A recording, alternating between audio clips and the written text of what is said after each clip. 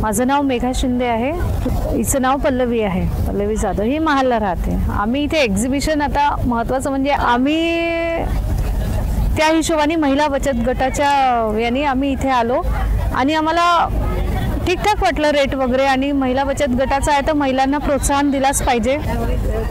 आम्ही इथनं पापड वगैरे घेतलेले आहे, कारण इथे कसं आहे की पापड जे महिला गृह उद्योगचं आहे तर जे बाहेर मिळत नाही आम्हाला, ते महिला गृह उद्योगच्या निमित्ताने आम्हाला इथे मिळाले, आम्हाला चांगले वाटले तर आम्ही घेतले आणि कपडे पण घेतलेले आहे.